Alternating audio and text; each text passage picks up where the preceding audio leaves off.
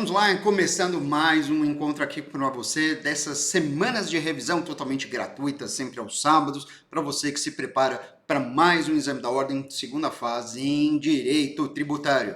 Pois é, nessa semana eu separei um tema muito interessante para você, um tema relacionado ao direito material, mas que vai te ajudar, sobretudo, não só a trabalhar com a tese da peça prática profissional, mas eu tenho uma especial preocupação com as respostas às questões dissertativas. Isso porque o assunto que eu vou trabalhar é a responsabilidade tributária. É um assunto que provavelmente você olha para a história do exame da ordem e diz, nossa, mas a responsabilidade tributária cai em praticamente toda a prova. Sim, isso é verdade, essa constatação é real, ela é verdadeira. Mas responsabilidade tributária é um tema bastante amplo, que envolve passos, portanto, que antecedem a responsabilidade tributária e outros assuntos que estão ao redor da responsabilidade tributária, que eu costumo dizer que orbitam a responsabilidade tributária.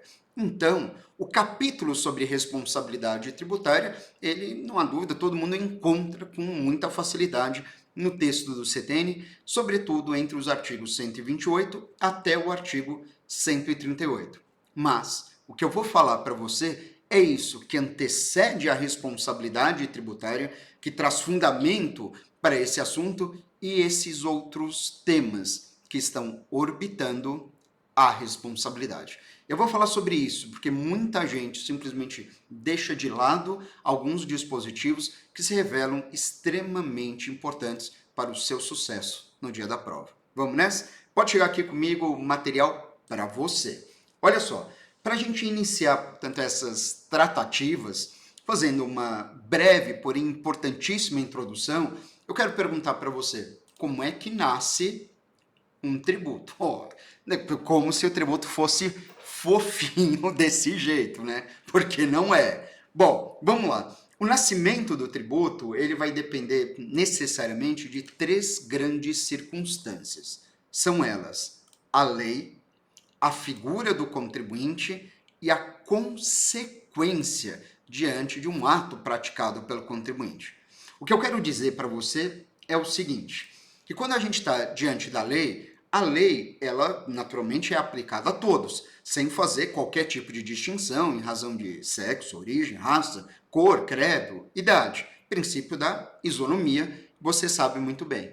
Para que a lei possa ter essa expansão, esse alcance, então ela necessariamente precisa ter um caráter hipotético. É isso. Ela descreve hipóteses que podem ou não acontecer. Diferentemente, é o papel adotado pelo contribuinte, pelo cidadão, por mim ou por você. Nós não estamos num plano hipotético, num plano abstrato. Muito pelo contrário, a gente se encontra no chamado plano fenomênico, ou seja, no mundo real. Então, a gente pratica situações diariamente. A gente vende um carro, a gente compra uma casa, a gente circula mercadoria, a gente vai trabalhar, ofere renda, presta serviço, enfim, e por aí vai. Isso são fatos do dia a dia, do nosso cotidiano. Fatos esses que podem atrair ou não a incidência de um tributo. Se uma dessas nossas atitudes atrair a incidência de um tributo, isso gera uma consequência para nós. Essa consequência, naturalmente, é a obrigação de pagar um tributo. E eu digo obrigação porque o tributo está previsto em onde? Na lei. E a lei pode muito bem me obrigar a fazer ou deixar de fazer alguma coisa sem problema absolutamente nenhum. Tá bem claro isso? Ótimo. Vamos desenhar essa história toda? Então vamos lá. A lei, como eu disse, ela tem um caráter hipotético. O contribuinte, ele pratica fatos. E se o fato praticado pelo contribuinte for idêntico ao que estava previsto na lei, que descreve a situação tributária, então, por consequência, esse contribuinte vai ser obrigado a pagar o tributo. Correto? Ótimo. Vamos imaginar esse cenário agora diante de uma outra ilustração, que é o primeiro se liga que eu destaco aqui para você. Nessa outra situação, eu ponto, portanto, a lei lá em cima, num plano abstrato, e o contribuinte aqui embaixo, num plano concreto. Como eu disse, a lei está preocupada com as hipóteses. O contribuinte, ele pratica fatos, ou seja, temos aqui as expressões mais famosas no direito tributário. Não a subsunção. Essa eu admito, a subsunção não é tão famosa assim. Mas as outras expressões, sim, hipótese de incidência e fato gerador. E que por mais similares que elas sejam, já está claro aqui para você que hipótese de incidência e fato gerador são circunstâncias diferentes, paralelas e diferentes. Por quê? Bom, diferentes porque a hipótese de incidência ela é prevista por quem? Pela lei. Enquanto o fato gerador ele é praticado pelo contribuinte. Que fique muito claro, a hipótese de incidência está num plano abstrato, enquanto que o fato gerador está num plano concreto. E aí, o que eu revelo para você é essa expressão, talvez um pouco estranha, chamada de subsunção. A subsunção tributária, que na verdade ela não precisa ser nada surpreendente para você. A subsunção tributária nada mais representa do que o encontro da hipótese de incidência com o fato gerador. Como assim? Ora, quando o fato praticado pelo contribuinte for exatamente igual ao que está previsto na lei, então aquele fato vai gerar a incidência de um tributo. Subsunção tributária é o encontro do fato gerador com a hipótese de incidência. Mas esse encontro tem que ser um encontro perfeito. Tem que dar match, entendeu? Tem que ser perfeito, se encaixou em todos os detalhes. Ótimo. Deu match? Deu. Surge a subsunção tributária, que nada mais representa justamente do que a consequência que advém desse encontro. E que consequência é essa? Que consequência jurídica é essa, se não a obrigação tributária? A obrigação de pagar um tributo. Perfeito? Quando a gente pensa no assunto obrigação tributária, existem dois dispositivos do Código Tributário Nacional que eu faço questão de mostrar para você. O primeiro é o artigo 113, em seu primeiro parágrafo, sobretudo, que vai descrever a obrigação principal do contribuinte. A obrigação principal surge naturalmente com a ocorrência do fato gerador e tem por objetivo pagar o tributo ou a penalidade pecuniária. Essa é uma disposição importante que faz com que a gente, portanto, reflita sobre a obrigação principal. Muita gente pensa que a obrigação principal consiste apenas no pagamento do tributo, quando não é, na verdade, tão simples assim.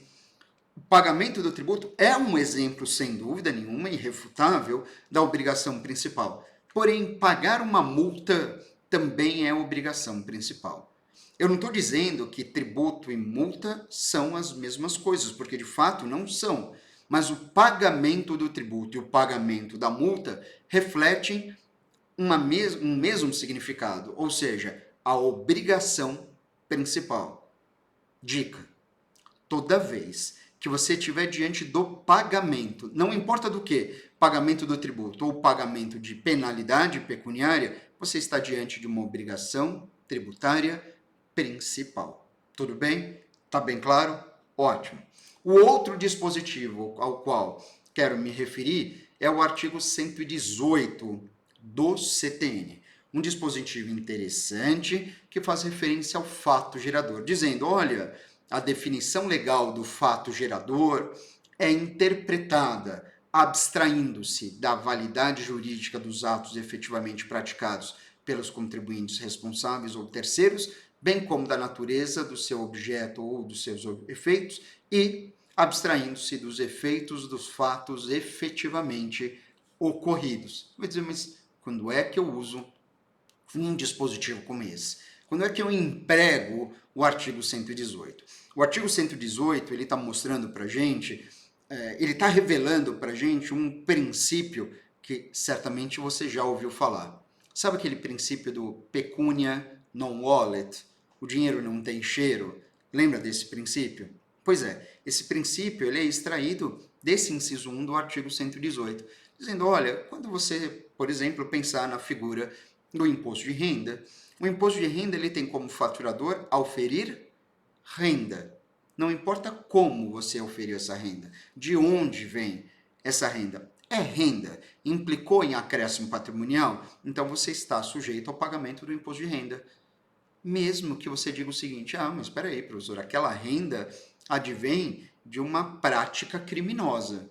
Pois é, a prática criminosa, por exemplo, o tráfico de drogas, ele não pode ser tributado via ICMS, por exemplo. Por quê? Porque o tributo não é sanção a um ato ilícito.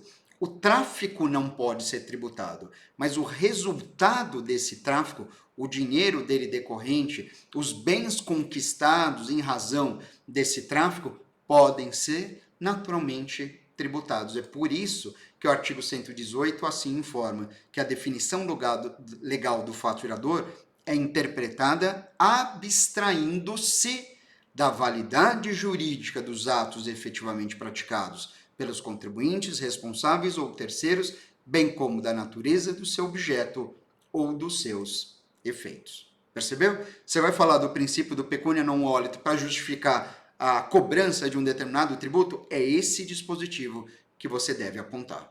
Boa? Vem comigo, porque tem muito mais coisa interessante pela frente.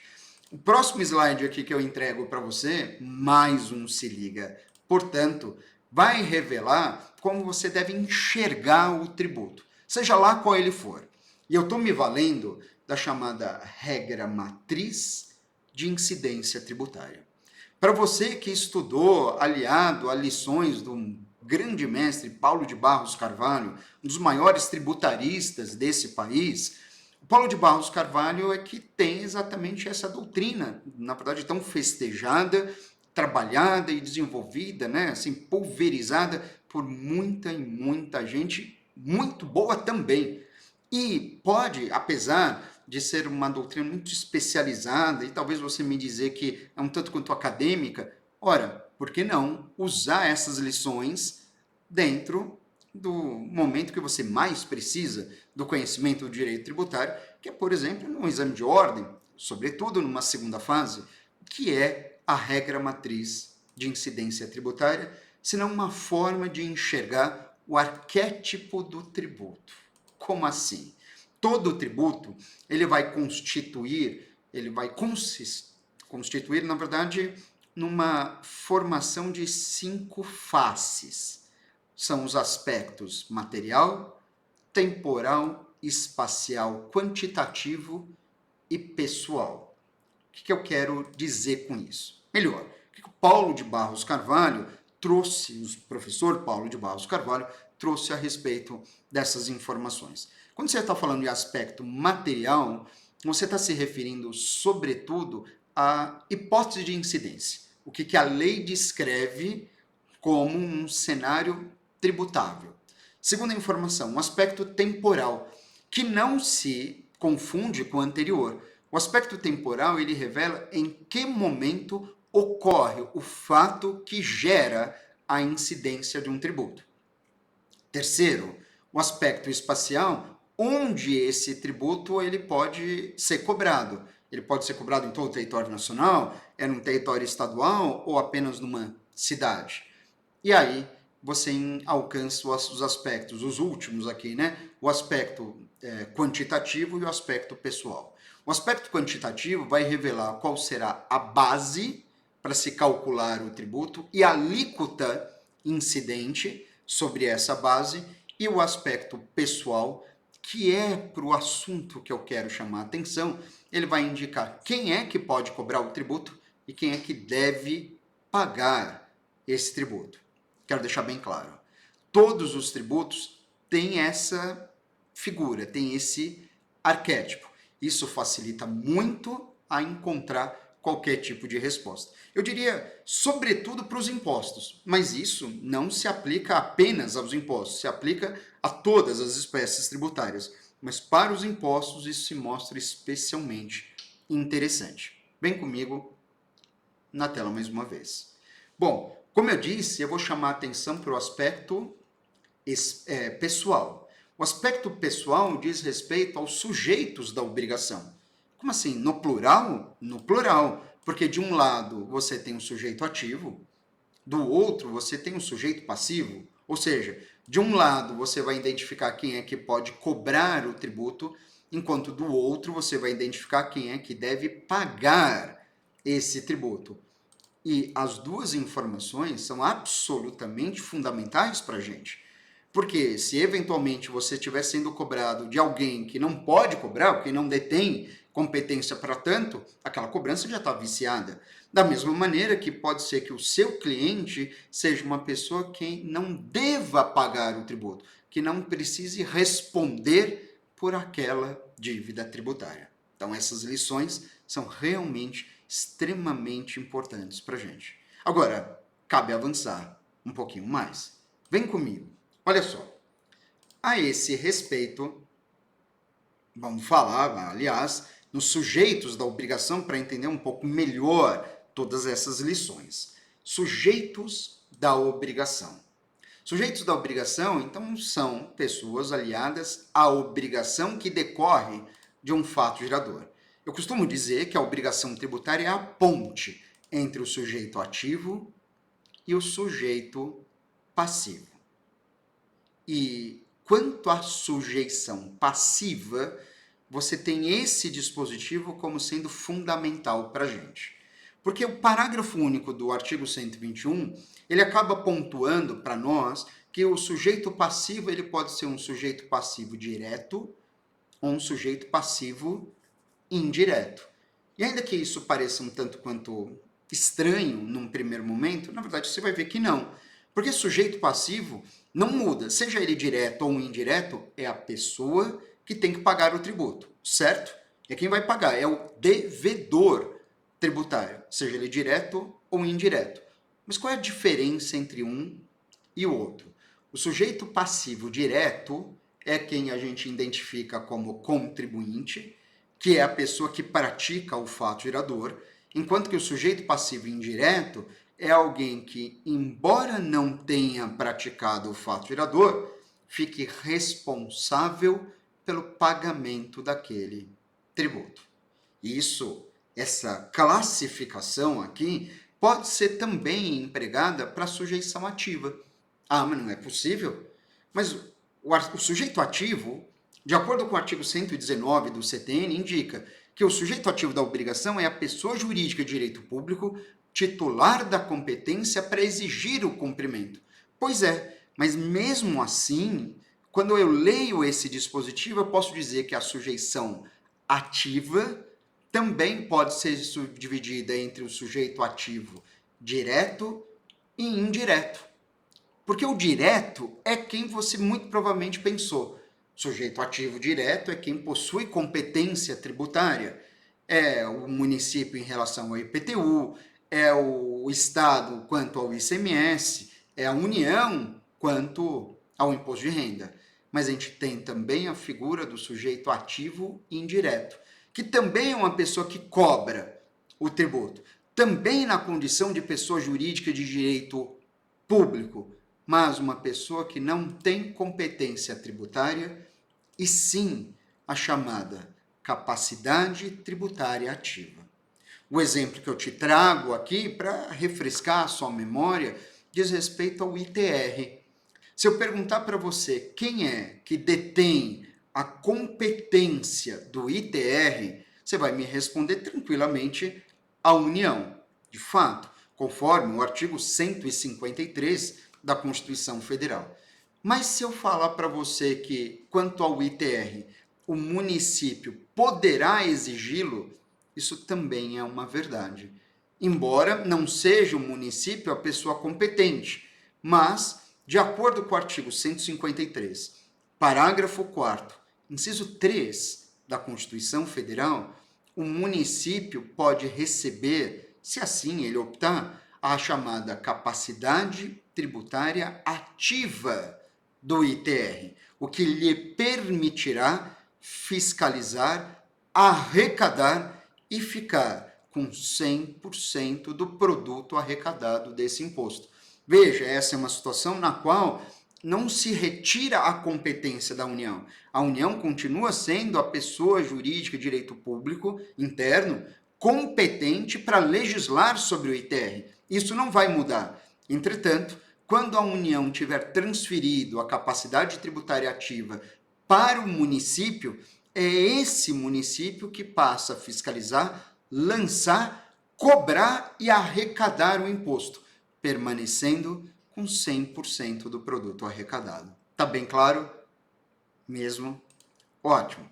Diante disso, dessa boa lembrança aqui para nós, vamos avançar, porque eu quero destacar alguns dispositivos relacionados à sujeição passiva. Vamos lá, é o que eu tinha prometido para você e eu vou entregar. Primeiro dispositivo muito interessante, o artigo 124 diz assim: são solidariamente obrigadas as pessoas que têm interesse comum na situação que constitua o fato gerador da obrigação principal, ou 2, as pessoas expressamente designadas por lei.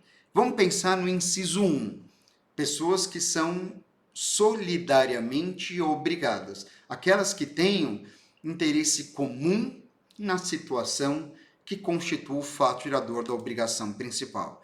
Geralmente uma situação que você consegue bem enxergar na propriedade de bens, na propriedade de um bem imóvel. Imagine que sejam 2 os seus proprietários, 2 proprietários. Tudo bem? Você há de concordar comigo, antes de eu entregar a segunda situação, os 2 proprietários têm ou não têm interesse comum no fato gerador da obrigação principal? Sim, são 2 proprietários. Os 2 são coproprietários desse imóvel. Logo, eles têm uma obrigação solidária quanto, por exemplo, ao pagamento do IPTU. Agora, em relação ao inciso 2, as pessoas expressamente designadas por lei. Um bom exemplo que eu trago é da Lei 6.404, lá do ano de 1976. Ela fala sobre várias operações societárias, entre elas, no artigo 233, a figura da cisão. Cisão, uma cisão total da empresa. Numa cisão total da empresa que se subdivide, transferindo o seu capital para outras sociedades. Essas sociedades, fruto da cisão, elas serão solidariamente obrigadas em relação ao montante, às dívidas, aos passivos dessa empresa cindida. E está aqui, ó, a companhia cindida que subsistir, e aí ele está falando uma outra informação, né? A companhia, se você tiver uma cisão parcial, a companhia cindida que subsistir e as que absorverem as parcelas do seu patrimônio responderão solidariamente pelas obrigações da primeira anteriores à cisão. Então é simples, você tem, seja na cisão total, seja na cisão parcial, as empresas que forem constituídas em virtude dessa cisão, elas respondem solidariamente pelas dívidas da empresa que sumiu, que extinguiu. Bem, isso numa cisão total. Numa cisão parcial, essa empresa cindida, que promover a cisão, ela tem as suas obrigações e a nova empresa também tem essas obrigações e elas continuam respondendo de forma solidária. Mas isso encaixa na disposição do inciso 2 do artigo 124 do CTN. Tá bem claro? Ótimo. Veja, e nessa situação, quando você se deparar com a solidariedade, existe ademais um parágrafo único, extremamente importante. Segundo ele, a solidariedade referida neste artigo não comporta o benefício de ordem, o que significa dizer que o fisco, na hora que for cobrar, ele pode cobrar de qualquer um desses codevedores. Perfeito? Ótimo. E agora, avançando mais um pouquinho, eu tô aqui, tá bom? Eu penso que não, tô por aqui. Vamos falar sobre os efeitos da solidariedade. Olha que interessante, uma disposição que você a tem no artigo imediatamente seguinte ao 124. Refiro-me, portanto, as lições do artigo 125 do CTN. Quais são os efeitos da solidariedade? Temos 3 aqui. O pagamento efetuado por um dos obrigados aproveita os demais, isenção ou remissão exonera a todos os obrigados e a interrupção da prescrição favorece ou prejudica a todos os obrigados. Vamos entender direitinho como isso funciona? Imagina aquele imóvel que eu tinha colocado como exemplo, uma dívida de R$1.000 de IPTU. E suponha que esse imóvel tenha 1, 2, 3 proprietários, bem, 3 irmãos. Você tem o irmão mais velho com 40% do imóvel, a irmã do meio com 30% e a caçula com os outros 30%, totalizando 100% do imóvel. Bom, primeira situação, o pagamento efetuado por um dos obrigados aproveita os demais. Imagina que o irmão mais velho tenha feito o pagamento da totalidade da dívida, R$1.000.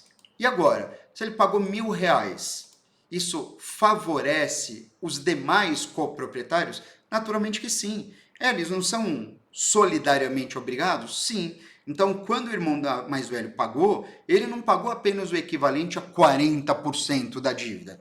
Na hora que o fisco cobrou, pôde cobrar integralmente do irmão mais velho e ele teve que pagar os R$1.000, favorecendo os demais codevedores, extinguindo, portanto, a dívida para todos eles.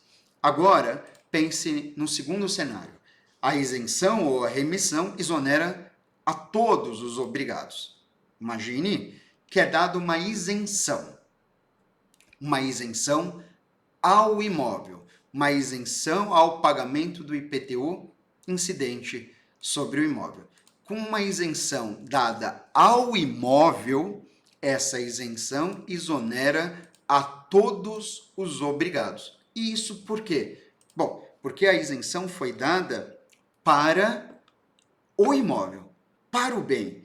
Ou seja, não importa se tem um proprietário, 2, 3, 10 proprietários, o imóvel está isento, portanto, exonera a todos. E de fato é assim, a não ser que a isenção ou remissão seja pessoal. Vamos dar uma olhada. Se a isenção for pessoal, aí toma muito cuidado. No meu exemplo, foi dada a isenção apenas ao irmão mais velho, porque ele atendia às condições desse benefício fiscal. Por conta da idade, por conta, enfim, por exemplo, da idade, por conta de alguma condição mais específica. Em razão da idade, porque ele já era aposentado. Portanto, um aposentado que tenha mais de 75 anos, vamos imaginar, proprietário de um imóvel, tem isenção ao pagamento do IPTU. Isso no meu exemplo. Bom, a isenção foi dada a ele. Porém, ele detém apenas 40% do imóvel. Significa dizer que essa isenção é uma isenção de 40%. Quanto ao saldo devedor de 60%, as duas outras irmãs continuam solidariamente responsáveis. E o fisco vai cobrar o restante, os outros 60%? Sim. Quando ele for cobrar, ele pode cobrar tanto os 60%, a totalidade, o saldo devedor, ou integralmente da irmã do meio, ou integralmente da irmã caçula. Por fim, a última situação. Interrupção da prescrição favorece ou prejudica a todos os obrigados. Como assim? Imagine uma execução fiscal. Uma execução fiscal contra os 3 devedores. Essa execução fiscal localiza um dos devedores, o irmão mais velho, e ele é efetivamente citado. Sendo certo que não encontra os demais ou as demais codevedoras. Como citou apenas o irmão mais velho, o despacho que ordena a citação é uma das causas de interrupção do prazo prescricional, certo? É uma das causas. A minha pergunta é, se interromper o prazo prescricional para o irmão mais velho, porque ele foi efetivamente citado, essa interrupção, ela também prejudica os demais codevedores ou apenas o irmão que foi citado? Veja, na disposição do inciso 3 do artigo 125, ele ilustra: a interrupção da prescrição ou favorece ou prejudica todos os co-obrigados. Se interrompeu para o irmão mais velho, interrompeu igualmente para os demais co-devedores. Fechou? Tá bem claro aqui para você mesmo? Não. Se eu acabei? Ainda não. Tem mais um dispositivo para entregar para você.